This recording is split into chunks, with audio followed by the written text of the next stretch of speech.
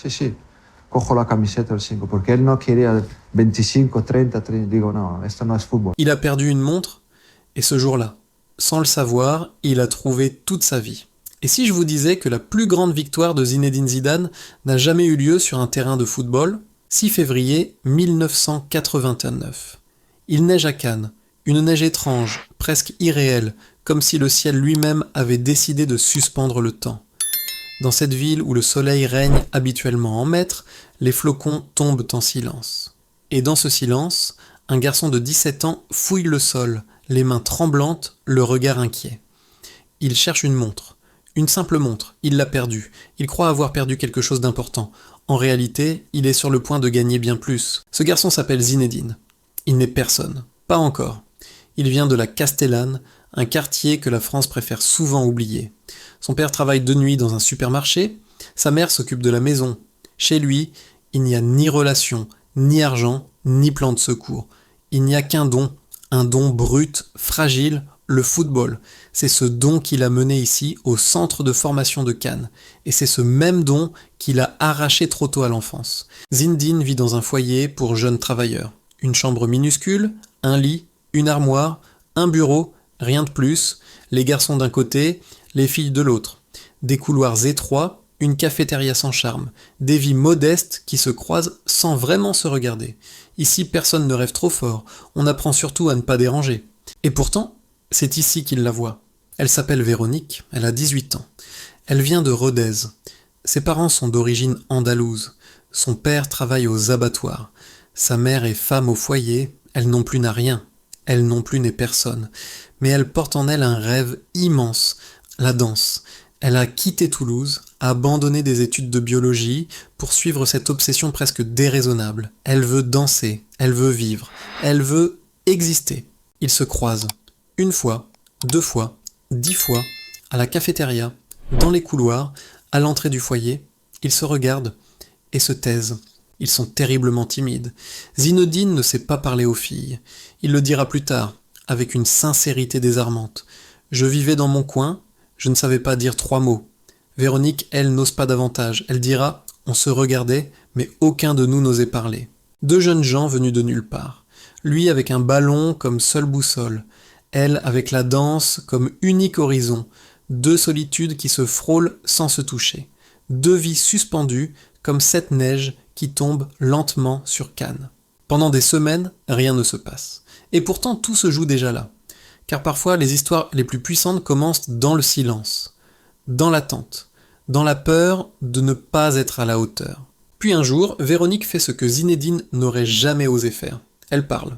Un geste minuscule, une phrase banale. Mais ce premier pas va bouleverser 2 existences. Zidane l'avouera des années plus tard. Ce n'est pas moi qui ai fait le premier pas. Ce détail presque anodin dit déjà tout. Dès le début, c'est elle qui ose. C'est elle qui déclenche le destin. À partir de cet instant, tout change. Le regard devient parole, le silence devient rire, la solitude devient marche à 2 dans les rues froides de Cannes. Zinedine trouve ses mots, Véronique trouve sa certitude. Elle le saura très vite. Cet homme sera le père de ses enfants. Ils n'ont rien, mais ils ont l'essentiel. Et sans le savoir, dans ce foyer oublié, au milieu de jeunes sans avenir garanti, vient de naître un amour qui survivra à la gloire, à l'argent, au pouvoir et au temps. Mais à ce moment précis, une question plane déjà, invisible et cruelle. Un amour né dans la pauvreté peut-il résister quand le monde entier s'en mêle ? Quand ils commencent à se parler, rien n'est simple, rien n'est léger. Aimer pour eux, ce n'est pas une évidence romantique, c'est presque un danger. Zinedine et Véronique ne viennent pas de ces familles où l'on apprend à tomber amoureux en douceur. Ils viennent de milieux où l'on apprend surtout à se méfier de la vie, à ne pas trop espérer, à ne pas trop demander, à ne pas se faire remarquer. Chez eux, l'amour n'est pas un jeu, c'est un pari. Ils ont à peine 20 ans, pas d'argent, pas de certitude, pas d'avenir clairement dessiné, juste des journées qui se ressemblent et des nuits pleines de questions. Quand ils marchent ensemble dans Cannes, ils ne rêvent pas de villa ni de voiture de luxe, ils rêvent de stabilité, d'un endroit où poser leurs valises, d'un futur qui ne les abandonnera pas du jour au lendemain. Zinedine parle peu, il écoute beaucoup, il doute en silence, il sait d'où il vient, il sait que le football est un monde cruel, Il sait qu'un genou, une blessure, un mauvais entraîneur peuvent tout briser. Alors comment promettre quoi que ce soit à une jeune femme pleine de rêves? Comment lui dire « viens avec moi » quand on ne sait même pas où l'on va soi-même? Véronique, elle, observe. Elle comprend plus qu'elle ne le dit. Elle voit ce garçon timide, presque maladroit, mais habité par quelque chose de rare, une loyauté instinctive, une pudeur, une droiture. Il ne fait pas de promesses en l'air, il ne joue pas un rôle, il est exactement ce qu'il est, et pour elle cela compte plus que tout. Ils vivent un amour discret, presque invisible, pas de grandes déclarations, pas de photos, pas de scènes spectaculaires, juste des moments simples. Partager un repas à la cafétéria, rentrer ensemble au foyer, marcher longtemps sans parler, parce que parfois, le silence dit plus que les mots. Mais derrière cette douceur, il y a la peur. Toujours la peur. La peur de l'échec, la peur de la séparation, la peur que la vie décide pour eux. Car aimer quand on n'a rien, ce n'est pas romantique, c'est angoissant. C'est aimer en sachant que tout peut s'effondrer. Et plus leur lien se renforce, plus le risque devient grand. Perdre l'autre, ce serait tout perdre. Puis le football commence à accélérer. Les entraînements deviennent plus durs, les attentes plus lourdes, les regards changent. Zinedine n'est plus seulement le garçon du foyer. Il devient un espoir, un talent, un nom que l'on commence à prononcer avec intérêt. Et avec l'intérêt viennent les premières pressions. Véronique le sent. Le monde extérieur se rapproche, lentement mais sûrement. Et avec lui une question qu'aucun des deux n'ose formuler à voix haute. Que va devenir leur amour si Zinedine réussit? Car la réussite, contrairement à ce que l'on croit, ne rapproche pas toujours. Elle isole, elle transforme, elle sépare ceux qui montent de ceux qui restent. Et dans les couloirs étroits du foyer, entre deux vies encore fragiles, cette menace commence à exister. Ils continuent, pourtant, ensemble, sans plan B, sans garantie. Parce qu'à cet âge-là, aimer, ce n'est pas prévoir, c'est croire. Croire que l'autre ne changera pas, croire que la réussite ne détruira pas ce qu'ils sont en train de construire.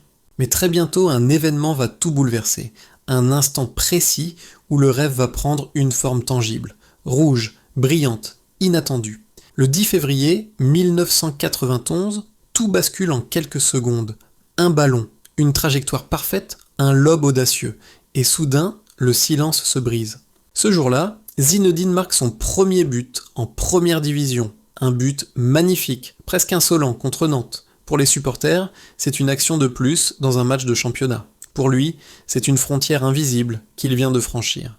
Avant ce but, il était un espoir. Après ce but, il devient une promesse. Le président du club lui avait fait une promesse, presque paternelle. « Ton premier but, je t'offre une voiture. » Zinedine s'attendait à une vieille occasion, un geste symbolique, rien de plus, mais ce qu'il reçoit dépasse tout ce qu'il avait imaginé. Une Renault Clio rouge, neuve, brillante, encore imprégnée de l'odeur du plastique neuf. Une voiture. Pour beaucoup, ce n'est rien. Pour lui, c'est un tremblement de terre. Cette Clio rouge, ce n'est pas seulement un moyen de transport. C'est un signe. Un signal envoyé par le monde adulte. Tu es en train de changer de catégorie.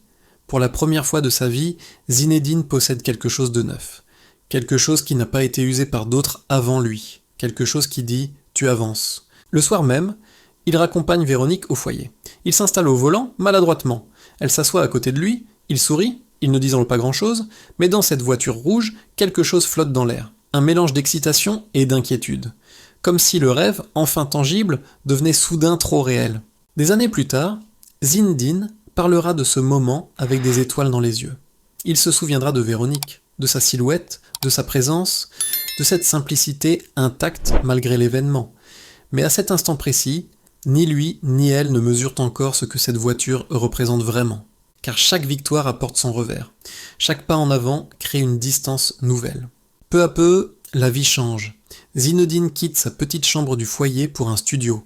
Un vrai studio, avec une salle de bain, une cuisine, un frigo, une ligne téléphonique à lui. Pour beaucoup, c'est insignifiant. Pour eux, c'est le luxe, le signe que le rêve n'est plus seulement un mot. Véronique emménage avec lui. Ils sont jeunes. Très jeunes. Ils vivent ensemble sans vraiment savoir comment on fait pour construire une vie. Ils apprennent sur le tas. Ils n'ont pas d'exemple autour d'eux, pas de mode d'emploi, juste l'envie de rester ensemble. Mais déjà le football impose son rythme, les matchs s'enchaînent, les déplacements aussi. Les regards extérieurs deviennent plus insistants. Zinedine n'est plus seulement le garçon timide, il est observé, analysé, jugé, et chaque regard posé sur lui est un regard de moins posé sur leur couple. Véronique le sent.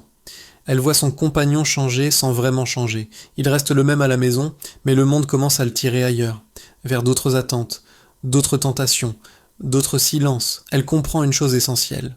Si elle ne protège pas cet équilibre fragile, personne ne le fera à sa place. Et puis arrive l'année 1992.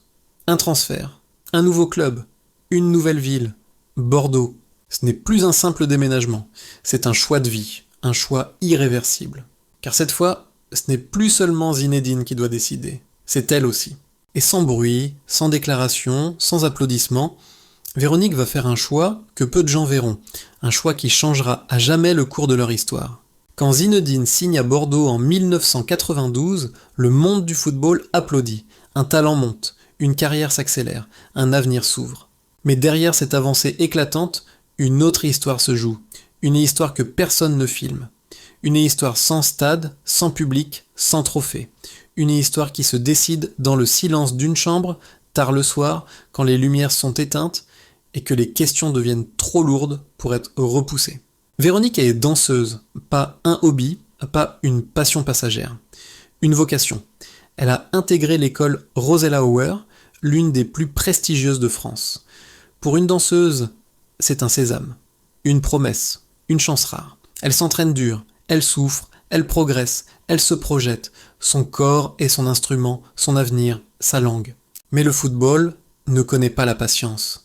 Un footballeur change de club tous les 3 ou 4 ans, une danseuse change de compagnie, ou disparaît. Bordeaux n'est pas Toulouse, Bordeaux n'est pas Cannes, Bordeaux c'est un nouveau départ, et pour Véronique, c'est aussi une fin.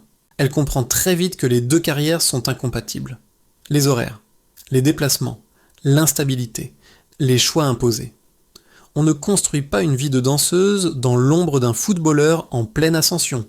Il faut choisir, et ce choix, personne ne peut le faire à sa place. Il n'y a pas de scène dramatique, pas de larmes spectaculaires, pas d'ultimatum. Il y a juste une décision, froide, lucide, définitive. Véronique abandonne la danse. Elle quitte l'école. Elle laisse derrière elle les studios, les miroirs, les pointes, les répétitions interminables. Elle enterre un rêve qu'elle portait depuis l'enfance. Et elle le fait sans bruit, sans communiquer, sans reconnaissance. Parce que certaines femmes aiment, sans demander qu'on les regarde aimer. Des années plus tard, Frédéric Hermel, biographe de Zidane, révélera cette vérité que beaucoup ignoraient. Véronique avait un grand talent.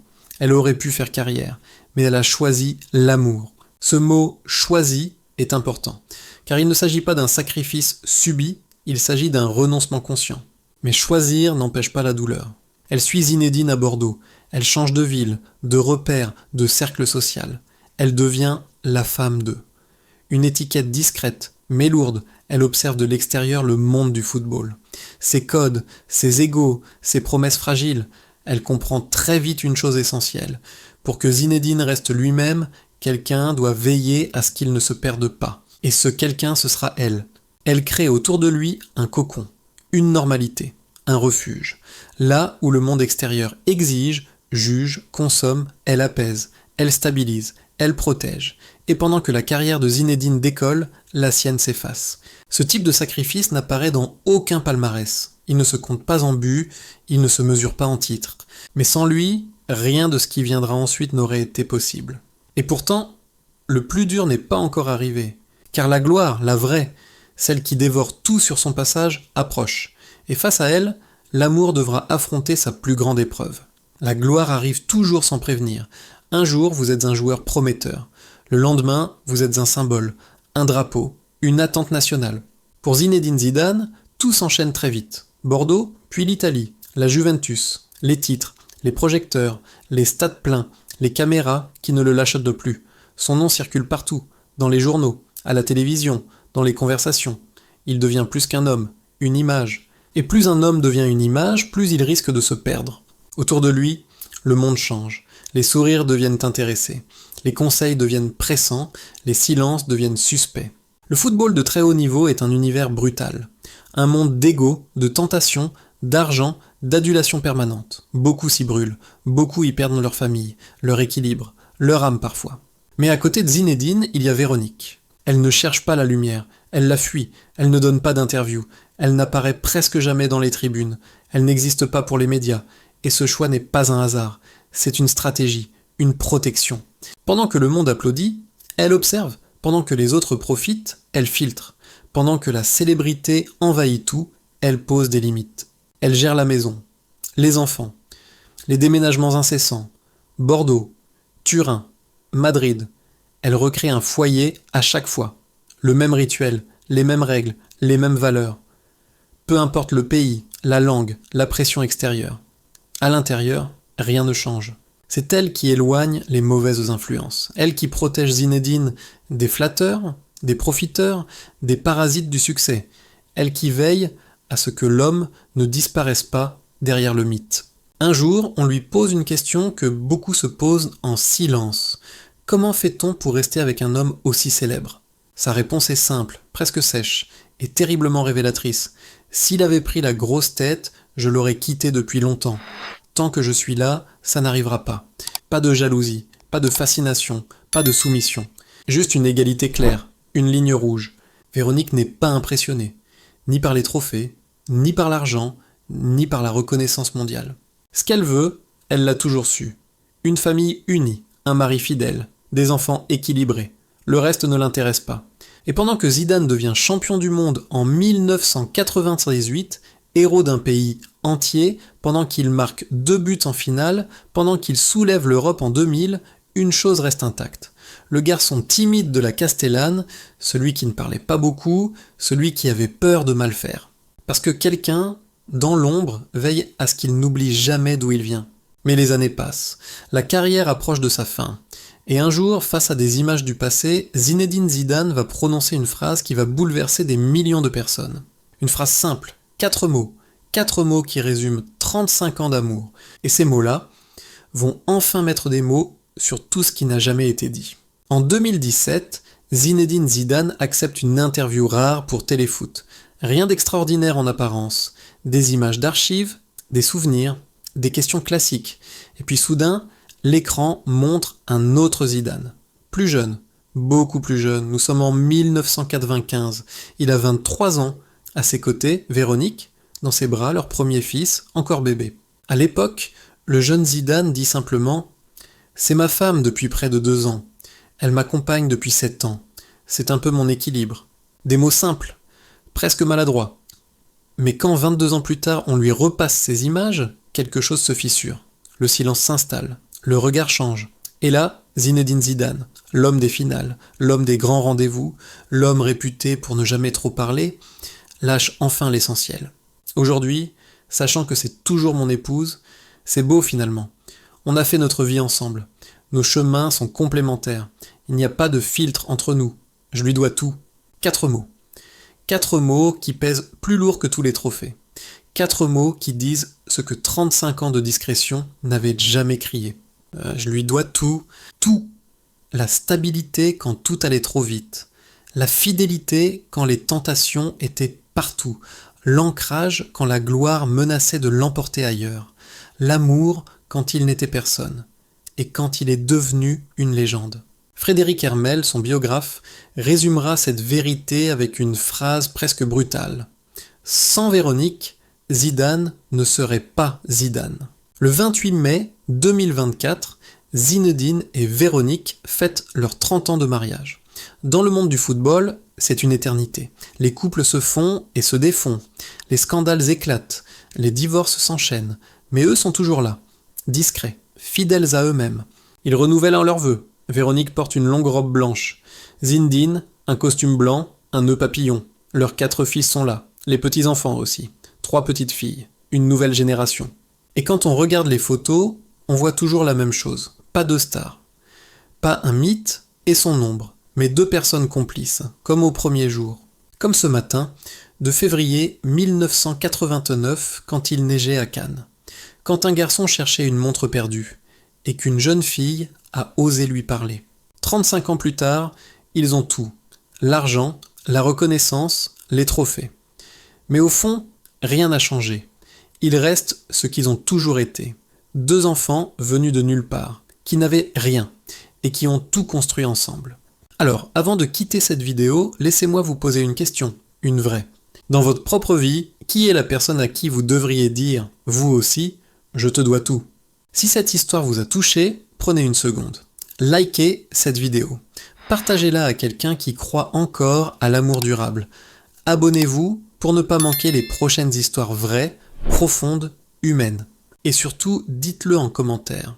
Pensez-vous que l'amour peut vraiment survivre à la gloire, ou est-ce devenu une exception? Merci de m'avoir écouté, à très bientôt.